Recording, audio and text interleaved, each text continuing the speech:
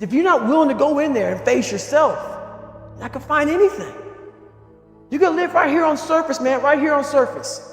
So if there is an ending to this world and there is somewhere to go and there's a judgment, you're gonna get there and you might see a chart. And that chart might tell you who the fuck you should have been. And now you get the rest of your life to think about that. Man, I could have lived a much better life if I just would have just suffered a little bit more. If I just would have went in that and realized I had so much more. But fear and the 40% and living here versus living here, being afraid, stop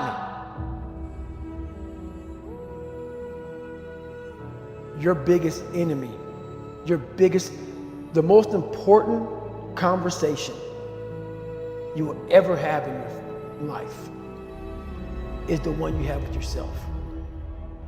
You wake up with it, you walk around with it, you go to bed with it, eventually you're gonna act on it, whether you're good or bad. You have to, that's why the whole thing about this book I have, it's about you. It is about you. It's strictly about you finding who you are. So many people die, live 100 years, never fucking know who they are. Never know who they are. You have to look in that mirror and know there's so much more in here, man. Because I can literally right now be a 300-pound guy spraying for cockroaches still to this day if I did not look in that mirror and say, there has to be more to this. This can't be it. And then willing to go into it, dive deep into it, and give all I have to find it. So that's what all that's about. Let's say there's 10 people in this room, and we're all mediocre. But I'm the best of the mediocre people. I now think I'm great. I'm great.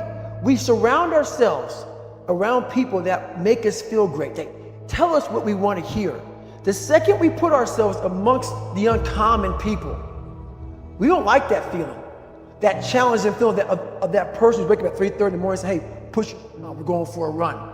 We don't like that challenge. We like that person who says, hey, you know, man, I don't feel good today, man. And they say, oh, it's okay, brother. We'll take a day off, man. We'll get a pizza and watch the game. We like that. We love that feeling. Why? Because you understand, man, we're good, bro. We don't want that motherfuckers like this. Hey, man, no, bro. Get your shit on, man. Stop being a punk. We don't want that in our lives. We don't want that person who's constantly challenging our weaknesses. We want that person who's constantly, you know, making us feel nice and good and secure in ours. That's the mediocrity of life. We want to be the best amongst the average people. People wonder, how do you stay hungry all the time? Because after I accomplish something, I don't sit back like a lot of guys who graduate buds, graduate this, graduate that. They get comfortable. They wonder why I'm getting weak, man. I don't know, I lost my edge. What's going on? Because once you hit the top of the fucking mountain, guess what happened? I'm good. I'm good, so you wonder why you're falling down now. Because once you reach the top of the mountain, you gotta build another one. That's mediocrity. There's a lot of people in mediocrity who have a nice resume, but they're one-timers, man. They hit a one-time deal, they busted it open, got a lot of money, but they're good. You're mediocre now, man. What are you fucking doing today, tomorrow, the next fucking day? That's why I don't listen to theorists. I don't listen to all that bullshit. I listen to a motherfucker who's like this, man. What's wrong, man? I'm tired, dude. Why are you tired? Because tomorrow, I gotta do the fucking shit again, man. Whatever it is that made me fucking nauseous and sick to my stomach, it made me hurt. There's no ending. And that's the person I listen to. That's the person who's gained knowledge. You gain knowledge through suffering. And on the other end of suffering is a world that very few have ever seen. It's a beautiful world because that's where you find yourself. You don't find yourself in over here. You find yourself on the other end. Like the 100-mile race I was on, I ran it for 24 hours.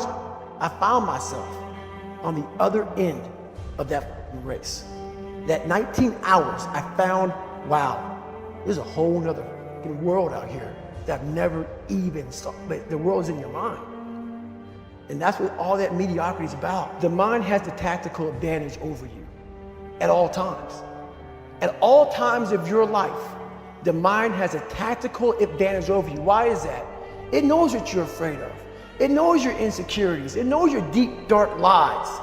And it starts to push you away from that. It pushes you in a direction that is comfortable. The mind controls everything. So what I realized was that when I was growing up and I was 300 pounds and I got all fat and I got all insecure, I realized that my mind kept taking me in this direction. When things got uncomfortable for me, when I was facing my insecurities, I was facing my fears, my mind said, oh no, we have the tactical advantage. We need to get you, separate you from this feeling over your life. It's all about feelings. We want the happy feeling. We don't want that feeling of this sucks. If in that moment, you can answer those up questions and you are now in charge of your brain versus your brain ruling you, that's where all that stuff comes from. So the 40% rule is all of that. You get to 40%, your brain says, we're done. Let's roll, man. This is starting to get painful. This is uncomfortable. So you sit down. You have to figure out ways, and everybody's different. That's how the book kind of talks about, like we all have these things about, 5 steps to this and 4 steps to this. It's a lot more than that. That's all bullshit. It's a practice that you have to, it's a habit. So if you know that at 40%, I'm feeling pain. At 40%, I'm feeling pain. That's where the 40% rule kicks in. Now it starts. Okay, I'm feeling pain. My mind's saying all this to me. It's saying, get out of here, run, flee. The fight or flight kicks in. Okay, we're done. We're not good enough. It starts telling you all these things. You start to believe it because the mind controls all. This is the time where you have to gain control back of your mind. It's okay. Let me see if I can go 45%. And once you start giving yourself more and more hope and start realizing, okay, the mind starts to be, okay, what are you doing? We're supposed to be going right and you're going left. You start then controlling your mind. Start finding more in yourself. And then it goes from 40% to a lot further than that. But that's the start of it though. Get to the spot where your mind is saying stop. Wherever that is, you gotta get there first. And then that's when that starts to work for you. You gotta control yourself in that moment.